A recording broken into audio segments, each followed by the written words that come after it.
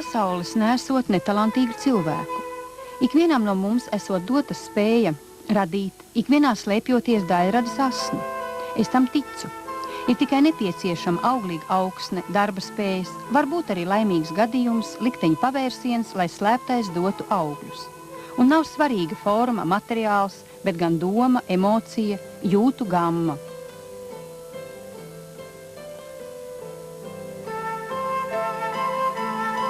Dzērbenes lejniekos jau 62 gadus klusi un nemanāmi ir darbīga, abrīnas vērta, varonīga dzīve. Skaudra, bet arī laimīga, jo vajadzīga, ar radošu aizrautību piepildīta.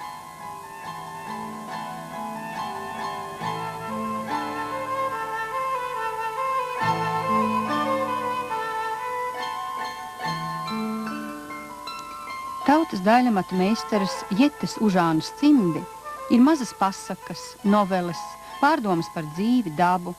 Ir cimdi, veltījumi māksliniekiem, notikumiem, mākslas darbiem, dziesmām. Un, protams, vienkārši cimdi, silti, latju rakstiem izrakstīti. Cimdi darbam un svētku reizēm.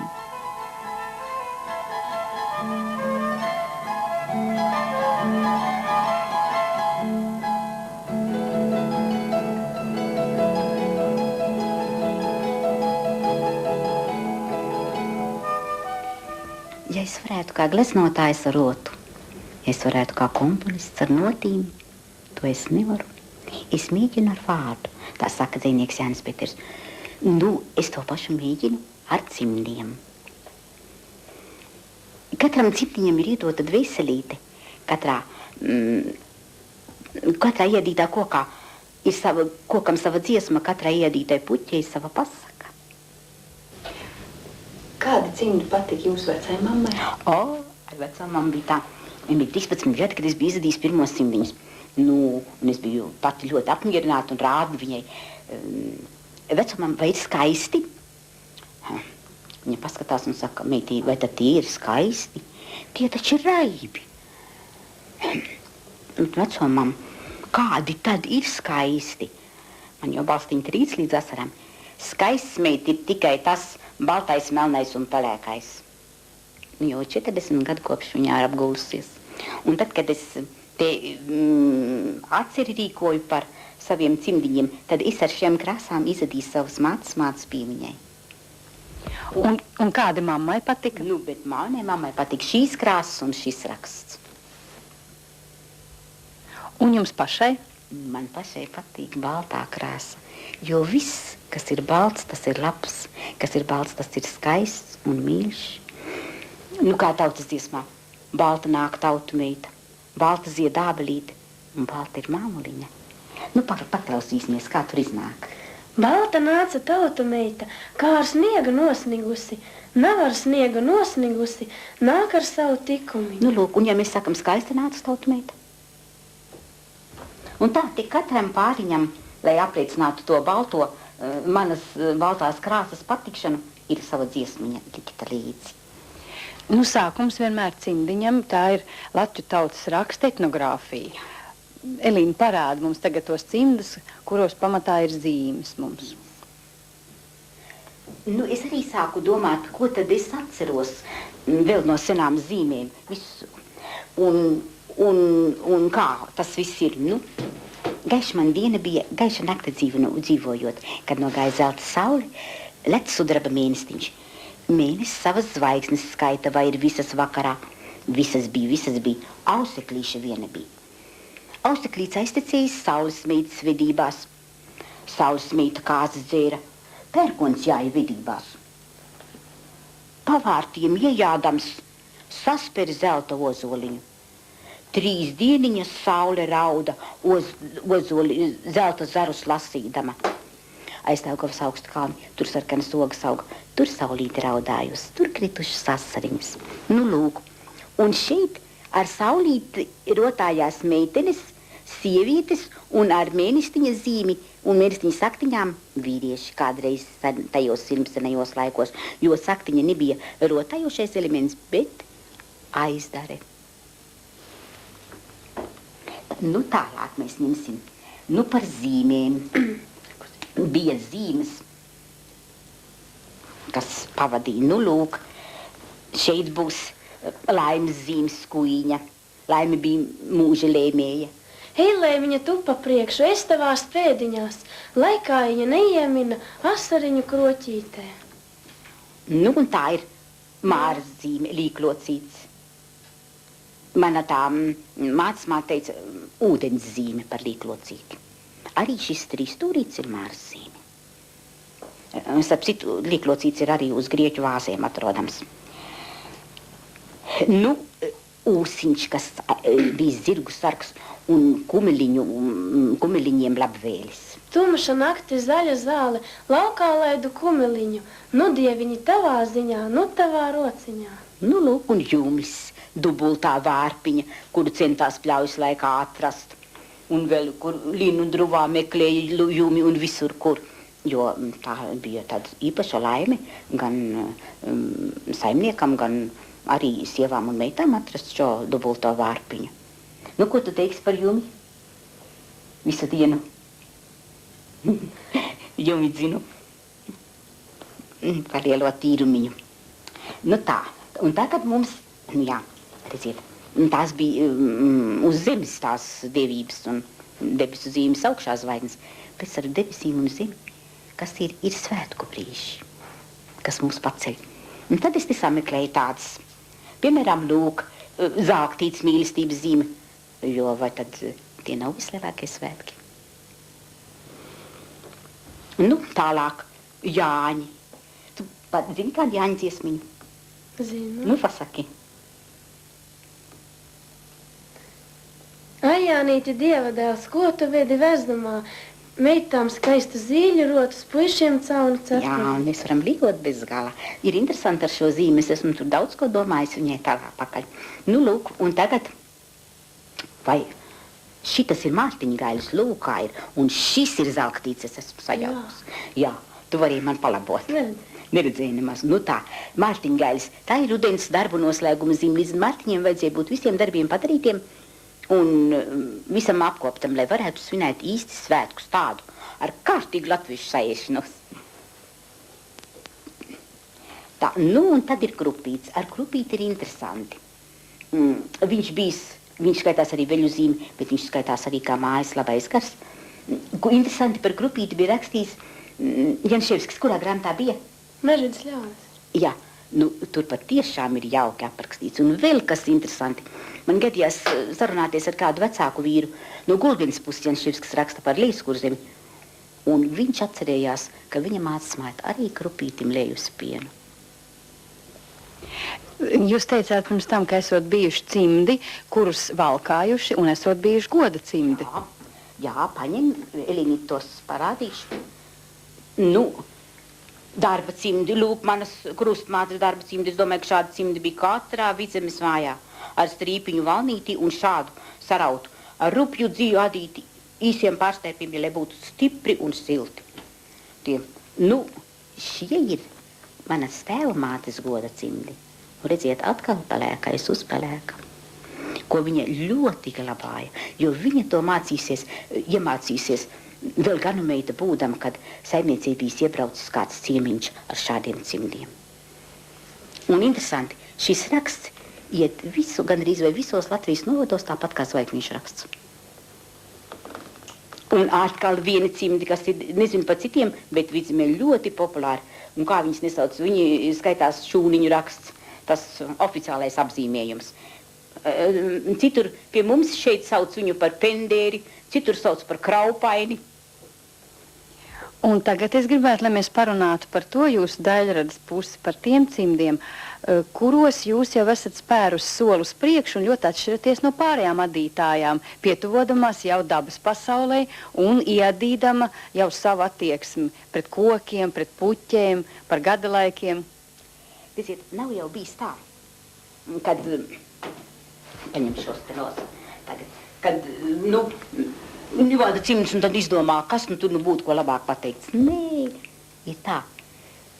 Tēls, vārds vai skaņa tev piestājas, un tagad tu domā, kā to izteikt. Un viņš tik neatlaidīgi grib izteikties, ka, lūk, tad nu es mēģinu, kā es viņu izadīšu. Un tad lūk, radās tie ar kokiem, ar puķiem, ar gada laikiem. Tad tos gada laikus. Man jau te ir katram savi vārdi bijuši. Piemēram, ziema, lūk. Tas bija Adīta tai gaļa gadām. Lūk, mazais gaļīts. Autiem klāta baltiem, zeme maigu miegu snauž. Šīs bija februāris, šis bija marts. Nu, un tad nāca aprīlis, kad pumpuram top mizās šauri. Nu, mēs paņemsim šito tagad. Un mais ar savu ziedēšanu. Un deg sarkans āboliņš jau kalna galā, zied ķipinis un rozes ceļa malā, klāt Jāņa laiks. Un tad saulies iet vēža zvaigznājā, un gausais vēzis vien pamazām nogriezīs no dienu garuma, no saules siltumas. Bet vēl nāk jūlijas, un liepas saldās ziedēšana, saule bišu sanēšana, un no kāda pļauta vāla, sienas smarža viegla tāla. Jā, kas man bija ko nopūlēties, kamēr es to sienas smaržu dabūju priekšā. Lūk, zeltainais augusts. Lūk, septembris, sērmugas ar rogām rūgtām, liesmainām un nenoplūgtām. Mīlestības krašņais koks. Nu, un tad ir oktobris un ir noziedējis viss. Kā nozied mušs, kā apdziest acis, tev kā sadeg laiks. Novembris. Gaisā jūt jau sniega dzirksti un bez cimdiem sals tev pirksti. Decembris. Un sākas viss atkal no gala. Nu, tas ir mans gads. Nu, tagad paņemsim, paskatīsimies kokos. Pirmais koks, ko bērni iepazīst, lūk, ir šis. Vecos laikos teica, bez pēriena cilvēks neizaugs. Nu, un šis ir tas, ko stādīja plāniņu vidū, kur izauga 9 zari, uz katra zariņa 9 ziedi. Tā jau būs ieviņa. Jā. Nu, šo jau jūs arī ziniet. Jā. Jā. Nu, tas ir zemzarītis, kas aug leņā. Nu, un te ir eglītes, kur saulīte riet. Un vēl interesanti tās ir eglis, kas aug ezera malā, jo redziet, atspīdums ūdenī. Mums mišā ir tāds ezeriņš, tādām lielām eglēm. Nu, redziet, un tas jau ir, te jau ir zināms, kas tas eita puiši raudzīties, vai sarkanas kļavlapas, sarkanas kļavlapas laiks mītiņas pildināt. Un tas ir pavasara koks. Nu, kas mums vēl te interesantāks? Aha. Un te viena koka 3 pārvērtības, ko es redzu par savu logu. Tā ir papeli rudenī, kad vēl dažas zeltainas lapiņas ir. Tas ir tas rudens brīdis, kad visam kāri klājas pelēka migla un katra zariņa galā karājas. Kā asaru lasīti, ka pelēki melni ir putni un melni koki. Un mūsu iekšējā mehānismā liekas kaut kas salūzis. Nu, un te ir tas brīdis pirms svētkiem, kad nosarmot, kā te Vizimas augstienē, tā brīnišķīgā sarma, un viss tādā kuplā krāšņāk, skaistuma, un īsu brīdi pirms saules rieta iekrāsojas sārta maliņa. Un es gribēju to parādīt. Jo kā es citur to izteikšu?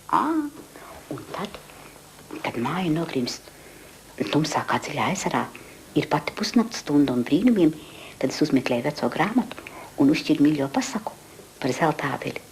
Un tad nav ne ziemas, ne tumsa, ne sala. Visam pāri starodama iet zeltābeli. Jā, un tas bija tīri sunīši, jo, redziet, kad es biju to sunīši izadījis sunīšu gadā, tad man to koku vajadzēja atīt, gribot, negribot.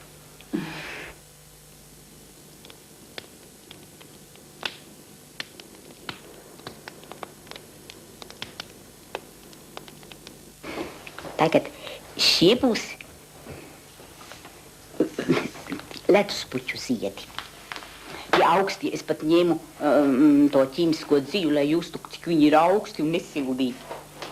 Nu, redziet, jau zināms, kas tie par ziediņiem ir. Un šeit ir vispolītes, tās, kas izaugušas mežā no lāča asariņām, kad viņš apraudāja savu pelīti. Un tad bija 84. gadā uznācis vienu nakti 10. maijā sniegs, un tulpes ziedēja, un viņas bija tā sniegā iesnigušas. Citai bija vairāk galiņš laukā, citai mazāk. Tas bija tik nepasakāmi. Nu, un te ir ābeles ziedi. Ābele ar savu ziedēšanas laikā savā kaut kā visvairāk liek apstāties cilvēkam un mulsina. Es domāju, ja es būtu valdnieks, tad man tā laikā būtu svētki, un visi baltās drīpēs ģērbušies skailām kājām, dotos svētceļojumā pie ziedošiem kokiem. Jo redziet, nu kā tas iznāk, es domāju, ar to ābeles ziedēšanu? Putnis lido pretim putnam.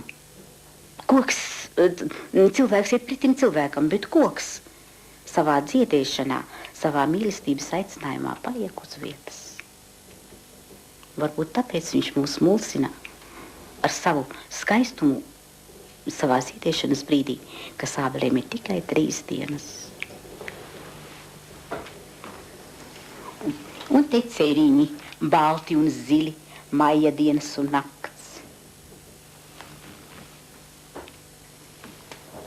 Un tipus, kur es lieku atminēt, kas tas par ziedu, ar to melno vidiņu un zeltanām lapiņām. Saules puķe. Saules puķe. Viņa arī stājās, skatās krustiņā, citādi neparādās. Un tie ir pēdējie no maniem ziediem. Tie ir miķelīši, kas rudenī zied pēdējie. Pirmie uzplaukstie, koši sārtie, tie krašņie, tad jau nāk bālāk violetie, un pēdējie ir baltie. Un jo dziļāk iet rudens, jo baltāki kļūst miķelīši. Un ne jau nu tik miķelīši vien. Šeit uz mirkli mēs pārtraucam raidījumu. Te ir vienīgā montāžas vieta. Un es gribu izmantot mazu brīdi, lai pateiktu, kas notika tālāk pēc šī raidījuma. Pēc šī raidījuma Jeta Užāne patiešām iepazina visu Latviju. Sākās viņas renesanse, ja tā varētu teikt. Laikā pēc raidījuma notika viņas personāla izstāde muzejā. Māris Brants sastādīja grāmatu Cimdu Jetiņa. Šī grāmata iznāca 1997. gadā. Un māksliniece, un tieši tā es viņu gribētu nosaukt, saņēmusi 3 zvaigžņu ordeni, kuru viņai pasniedza mūsu prezidents Ulmanis. Šī grāmatā ievadā Māris Brants ir ielicis Seneks teicienu. Es nolasīšu tikai 2 pirmās rindas. Liktenis mums nedara ne laba, ne ļauna. Tas tikai piegādā mums izejvielu un sēklu. Jeta Užānas slimības dēļ visu mūžu ir pavadījis ratiņos, bet viņas spēks ir tik liels, ka to var apskaust jebkurš no mums, kas visu mūžu staigā, skrien un dejo. Nu, tagad es jums gribu parādīt savus blēņu darbus. Jo, tā kā jau ir vāzes, kurās neliek ziedus, un šķīvi, no kuriem nēd, un esot arī tērps, kuru nevalkā tagad, tai var jau būt cimdi, kurus nevalk rokā. Un te būs mani blēņu darbi. Kādas ģimenes portreti. Redziet, tas ir tēvs. Tā ir viņu meitiņa, un tā ir mamma. Tā. Kā tas radās? Tas radās no bārdiņas. Kad Māris sāk audzināt bārdiņu, viņa tik krāsaina, tik glesnaina, kā es domāju, varbūt ņemt un ar cilpiņām izadīt. Un, kad bija tas tēvs, tad vajadzēja arī to bērnu un to mammu tālāk turpināt. Un arī visus savus gleznu cimdus es tāpat saucu par saviem bleņu darbiem. Bet kāpēc? Ziniet, tie bleņu darbi, tie vienmēr ir visi tie jaukākie darbi, tie prasa visu vairāk spēku, bet visu jaukāk darā. Gleznu cimdi. Veltījumu māksliniekiem Čemai Skulmei, Laimdotam mūrniekam, Kārlim Sūniņam,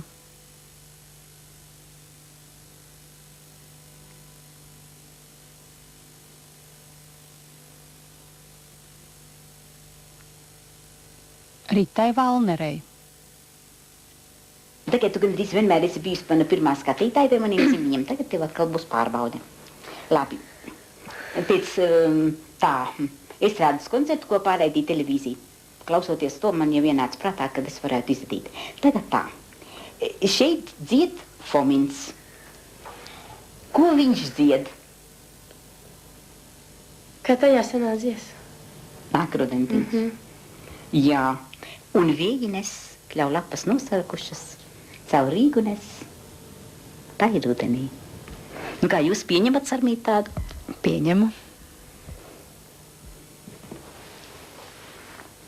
Un tos tu varēsi ņemt līdzi uz māju un valkāt nost.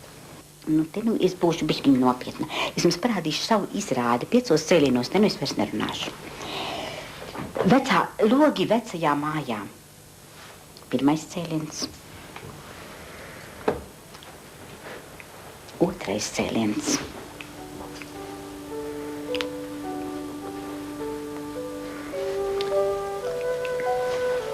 3. Nakts vēl nav tik tumša, ir vēl kur kāds apgaismots loks. 4. cēliens un 5.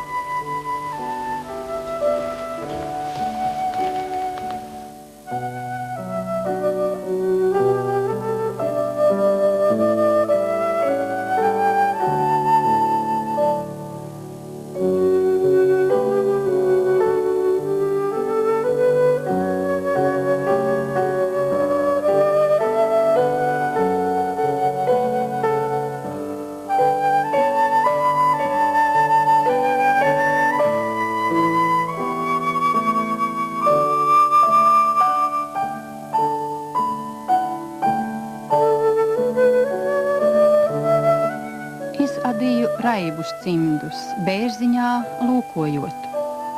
Es adīju raibus cimdus par tevi un sevi, mums visiem domājot. Lai būtu mīļāk, lai būtu siltāk. Es ādu, aužu, gleznoju, rakstu, runāju, lai mēs saprastos.